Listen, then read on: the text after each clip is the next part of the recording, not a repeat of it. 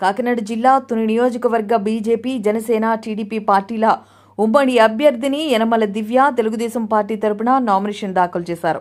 TDP polit bureau సభ్యుడు యనమల రామకృష్ణుడి సామర్థ్యంలో ముందుగా ఆమె తేటగుంట రాజులకొత్తూరులో పార్టీ కార్యాలయం నుంచి 3 పార్టీల నాయకులు, కార్యకర్తలతో భారీ ర్యాలీ నిర్వహించారు.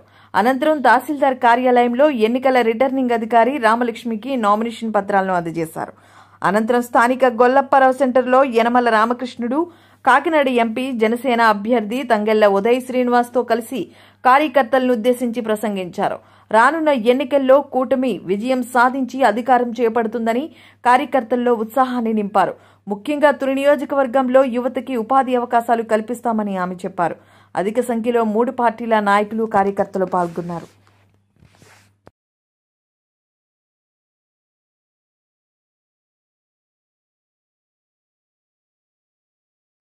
అందరికీ నమస్కారం. ఇవాళ నన్ను తుని ఆడపడుచుగా గౌరవించి ఇంత జన సందోహాన్ని మీరందరూ 3 మండలాల నుంచి వచ్చిన ప్రతి ఒక్కరికి పేరు పేరున నా కృతజ్ఞతలు, ధన్యవాదాలు. మీ అందరినీ చూస్తుంటే తప్పకుండా విజయం మందే, విజయం తథ్యం అన్నట్టుగా ఉంది. తప్పకుండా మీ అందరికీ నేను రుణపడి ఉంటాను. తప్పకుండా తుని నియోజకవర్గంలో ప్రాబ్లమ్స్ అన్నీ పరిష్కరిస్తానని మాటిస్తున్నాను. మనం అందరం తునిలో అభివృద్ధికి ఓటేద్దాం, సైకిల్ని గెలిపించుకుందాం. జై హింద్, జై తెలుగుదేశం.